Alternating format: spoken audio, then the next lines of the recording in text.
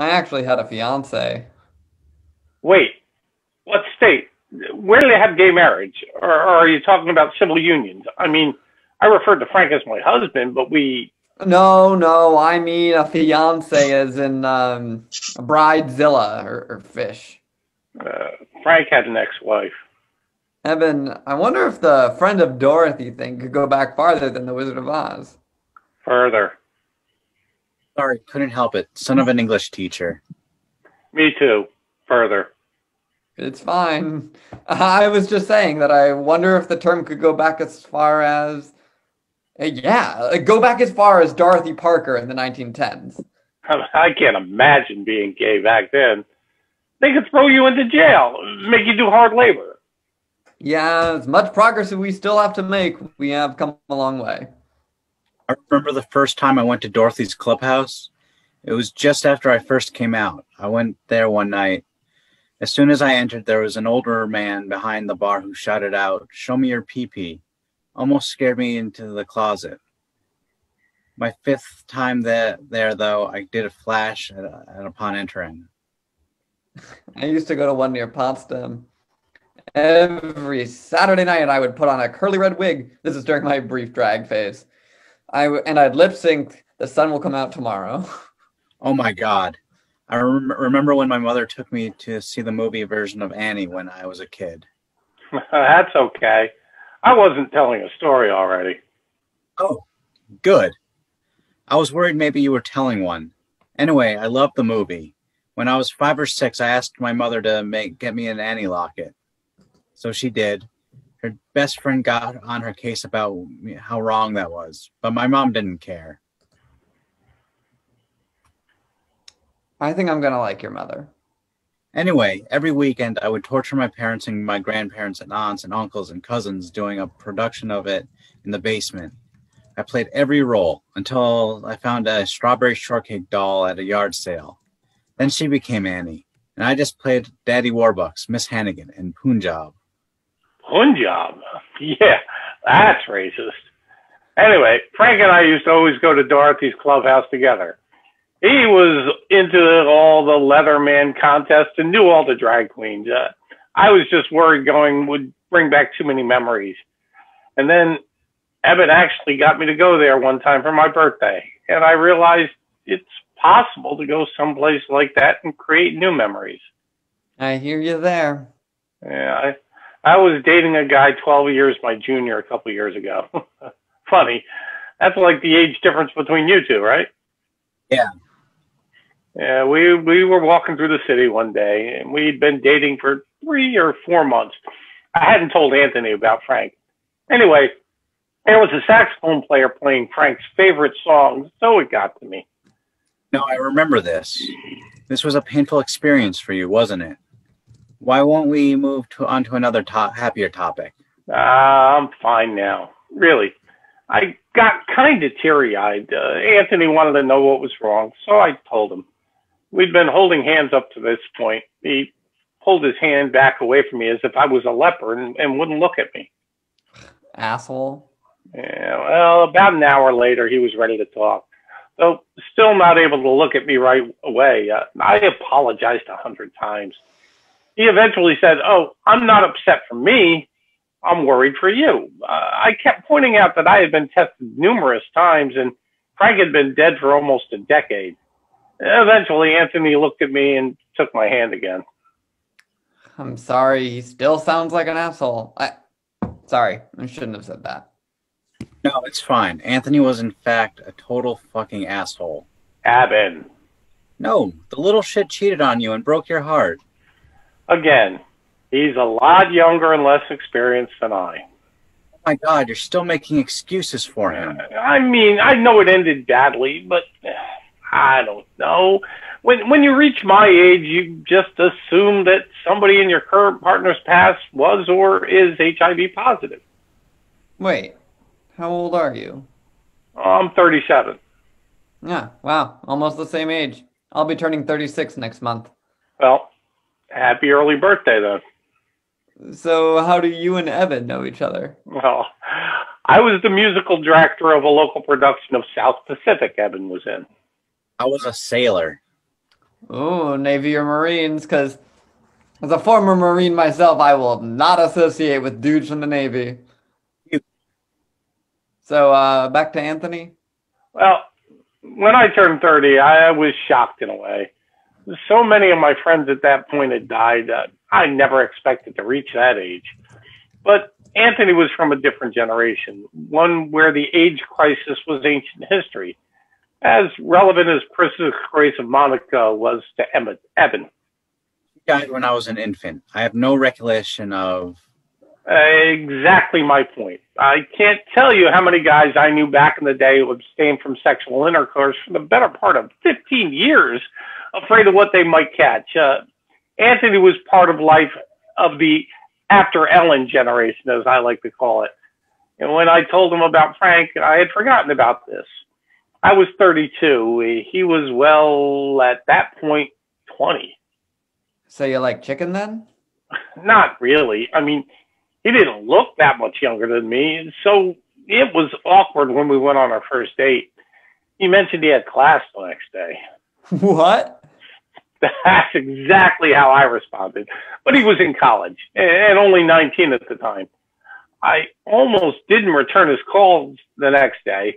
Of course, it didn't help that a certain friend of mine kept referring to him as the child. I wonder what kind of monster would do such a thing. Anthony's 20th birthday, I went over to his parents' house ecstatic. I was practically jumping up and down saying, I'm not dating a teenager anymore. I'm not dating a teenager anymore.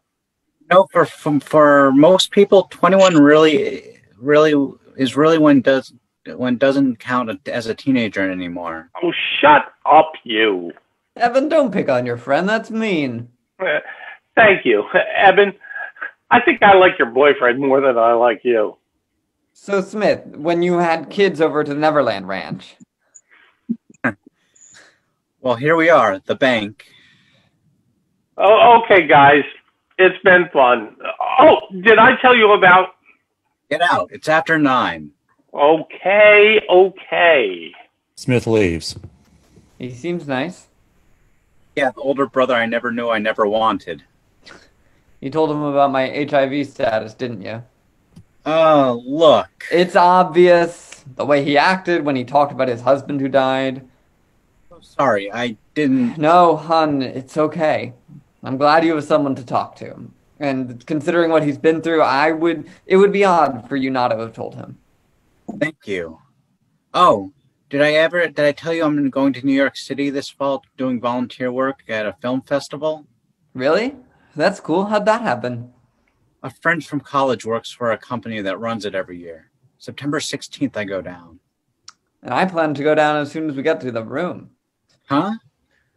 On you! Eben playfully swats him. Eben and Kyle act as if the car is swerving. Careful. Why I brought rubbers. Blackout.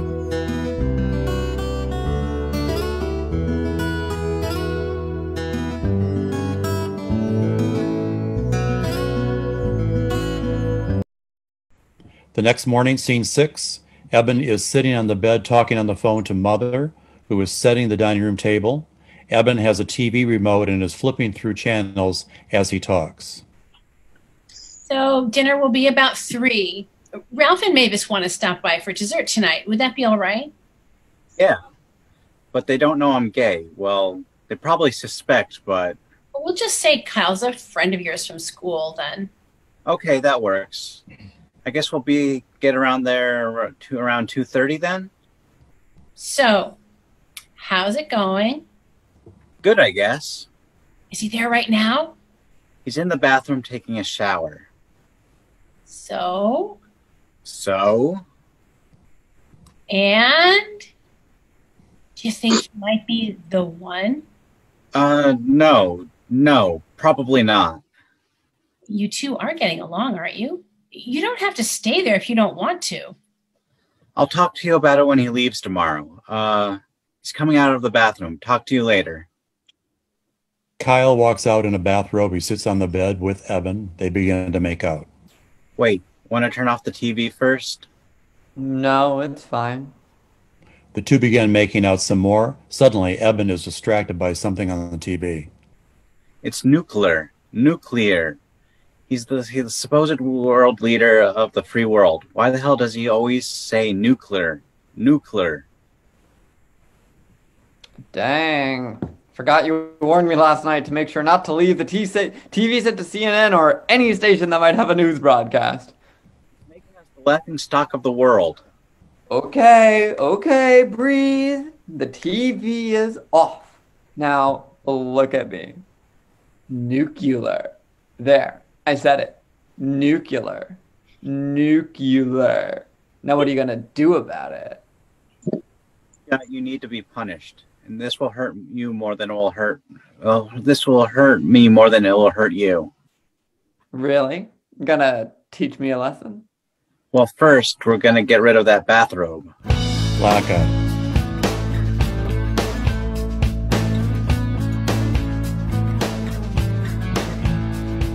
Scene 7, later that afternoon.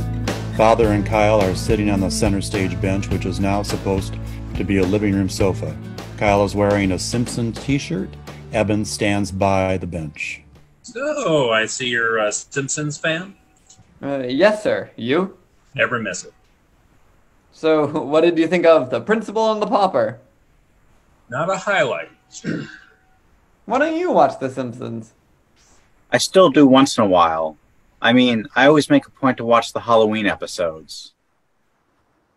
Mother enters with an Easter basket for Eben and a coconut egg for Kyle. Happy Easter, boys. Now, I hope it's not inappropriate to give you this egg. No. Wow. Well, thanks. Eben, can you help me in the kitchen? I don't know. Can I? Evan, I taught high school English for 30 years. Believe me, that was never funny. Not in the slightest. Eben and Mother walk to the dining room table and begin setting it as Kyle and Father carry on a mimed conversation. Okay, he's cute. Yeah, he is. And he seems like a very nice person. Okay, yes. Yes, he is. I knew you didn't really need help. You have never needed help in the kitchen. So he's cute. He's nice. Seems like he's crazy about you. No. We are not getting into this right now with him in the very next room. Oh my God. He's sick. And again, we are not getting into this right now. Okay. Understood. I'm sorry. Mother walks up to the bench. Dinner's ready.